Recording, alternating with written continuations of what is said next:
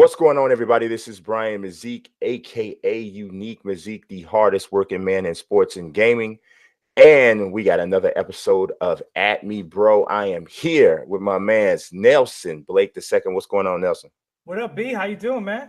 I am doing good, doing good. And thankfully we got the production skills of my wife. She is handling business here and making sure that she's doing her best to keep us on track. Sometimes we are like wow Mustangs in Red Dead Redemption. And you, no matter how hard you or long you hold the triangle button, we just will not be tamed. So, all right, let's jump into this today. Um, Brooks, I know you had something you were talking about. It's about a game that's coming out later on this year. And I believe, unless you change it on me, which you switch it up a lot, but what you got? I don't switch nothing. Uh, I wanted to talk real quick about Crackdown 3. Now, Crackdown 1 was a lot of fun, right? A lot of fun early days of the Xbox. And Crackdown 3 is coming out. And it's one of these games, and we're going to talk about one or two of these games coming up, that gets hyped off of its legacy of what it was back in the day. And I'm seeing a trend with developers that has me very nervous about Crackdown.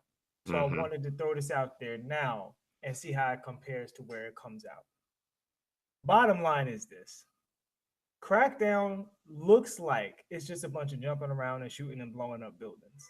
And Hmm. some people will say, "Oh, that's a video game. That sounds fun." I'm not with it. I'm gonna tell you why. When Crackdown came out, that was the first time you were really able to do that in the open world. We were Hmm. still in the early development of sandbox games, right? We had little, I think by that time we had little Spider-Man, obviously GTA, but we hadn't gotten really in there. So every little thing you could do, you talk about throw a car at somebody, it was crazy. Now we're in the post Spider-Man era. You can't just show up after all of these games and give me some simple, just blow stuff up, blah, blah, blah. And what really bugs me about it with Crackdown is we don't get a lot of cop games, right? Hmm. And the opportunity is there to give you that real Ghost in the Shell, RoboCop, future cop versus future crime kind of thing. And every piece of footage I see looks really basic, no layers whatsoever. I'm not saying it has to have the greatest story, but it could just be about design, right? Like something like Monster Hunter doesn't have a great story, but it has a great design that you go in and you do a lot of stuff. And I'm just very afraid that they're making a similar mistake, but on a greater level that Rockstar made with Red Dead Redemption 2, in that they relied on something that worked 5, 6, 7, 8, 9 years ago without looking at the rest of the gaming world and saying we need to step our game up because this has been done better in so many ways. Now obviously Rockstar is excellent in every other area besides their gunplay. So people give them a pass for, like I said, what was the worst shooting game I've personally played this year in terms of Red Dead, just the shooting aspect. Hmm. But I think Crackdown looks like they're about to walk into being like the worst, if you call it superhero action sandbox game we've seen in a while. Like it's probably going to be worse than Infamous First Light from what it looks like. And I really, really hope they do better. And they need to be on notice about that.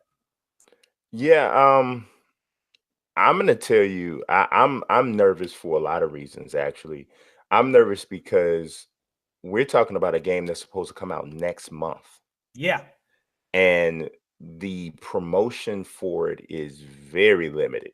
yeah, Like I've been doing lists and different, coverage about the games coming out in the first quarter, and I'm hesitating to put it in anything because I just don't feel 100% positive that it's coming out. right.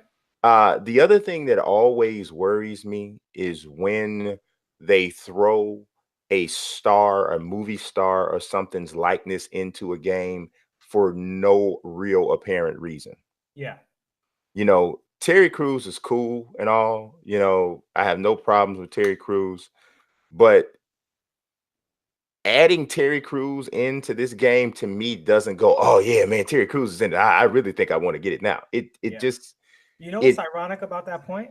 Terry Crews is on a very, very good cop show, in my opinion. I think Brooklyn Nine-Nine is hilarious. I think he's hilarious on it. And if Crackdown had a Crackdown version of all of that stuff, I want a robot partner that I roll with that gives me crap. I want a captain that hates it when I blow up too much shit. You know what I'm saying? Like, yeah. They have all that stuff in Brooklyn Nine-Nine, and that's why the show does well. Immediately got picked up by NBC. After it got dropped, from Fox, right? Because the audience was like, the internet exploded when they canceled that show. And speaking of that, I'm sorry, I got to get this in because you just said that the show Timeless that I loved. Oh my God, they canceled Timeless, so I became a part of the online community. Trying to, and I'm telling you, I circulated the tweets, I pushed the hashtag, and at least we got a 2-hour finale to finish off the story. But they never should have canceled Timeless. So I just had to say that because I was feeling some type of way about it. I'm glad you said that because we could go ahead and transition this into how dare they cancel Daredevil. Daredevil season 3 was so ridiculously I've heard it. I haven't seen it, but I've heard it was great. I recommend it. It's amazing. And I'm very, very, very upset that Daredevil is not on the air. And I'm not going to name other shows because I have too many friends in the business, but the other shows are on the air. It don't make any sense. Yeah, I've heard it. Like we took a glance at it, like on the Netflix menu, you know, thinking about starting to watch it. But we didn't yet. I'm not saying that we won't, but I've heard nothing but great things about it. I did notice they had gone with the TVMA for it, which was I thought was kind of strange because I don't recall, and I could be wrong, but I don't recall Daredevil being a really super edgy kind of show. I mean, kind of character, I should say. But I don't know. I guess they were just kind of trying to adapt because I mean, they bring it a little harder in season 3 too. They got because Murdoch was always like it ain't about him, it's about his enemies. Yeah, he's always kind of just I guess so. Yeah, so I guess you can do that and still stay true to the character. Yeah, because you know what I'm saying. Because I was saying he's always kind of the character is that he's a good man in a really hard world. Yeah, in a bad world. Punisher is a hard man in a hard world. Yeah. And I always really liked that class of Marvel, the Street class. The Street class is just like it's pretty dope. Pocket, I'll be weak. I'm rather unique.